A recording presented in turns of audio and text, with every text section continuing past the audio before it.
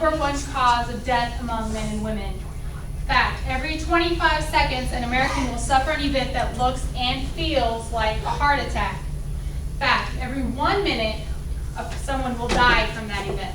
Now, the Centers for Disease Control and Prevention lists many more facts, including the ones that I just gave you, in their featured article about coronary heart disease dated February 2011.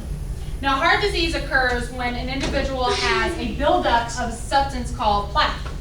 Now, that substance deposits in the main arteries that lead blood to your heart, and when it causes a blockage, a person can have a heart attack. And we all know that can cause severe debilitation and even death. Now, there are some modifiable risks that can be monitored in order to lower your chances of getting heart disease. 3 of the major risks are smoking and/or inhalation of secondhand smoke, physical inactivity leading to obesity, and poor diet and nutrition. Now, some of you may be thinking, well, what does that have to do with me?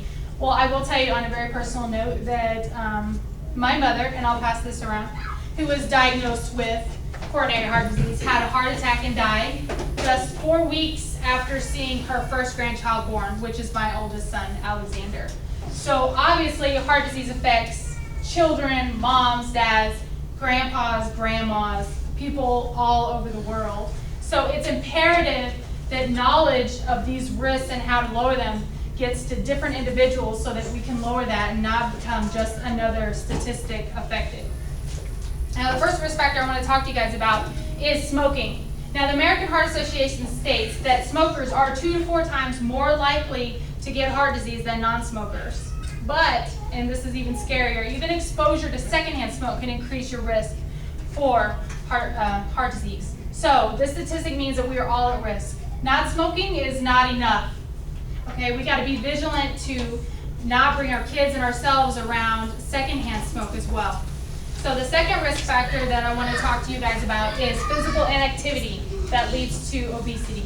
Now, it should be no surprise to anyone that when we don't move, we can gain excess weight.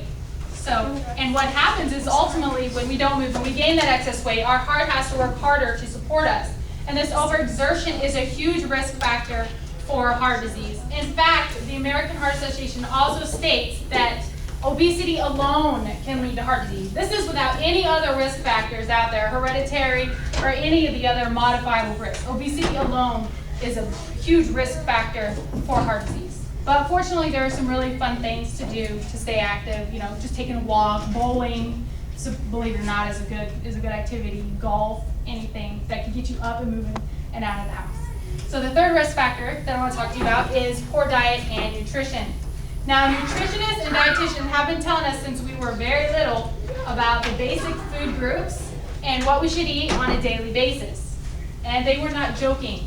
In fact, not heeding their advice can, you guessed it, lead to coronary heart disease. So it is imperative to eat what we're supposed to eat and eat the amounts we're supposed to eat. So just remember that too much of anything can be a bad thing. So in conclusion, statistics do not lie. In fact, in the time it has taken me to tell you guys this information, 4 people have died from a major coronary event. So it is a serious, serious issue. So, in conclusion, to lower your risk of getting heart disease, just watch out for smoking and/or inhalation of secondhand smoke, physical inactivity that leads to obesity, and poor diet and nutrition. Thanks. I like that. Thank you. Thanks. Sorry to waste your guys' time. Is this for nursing school? Speech class for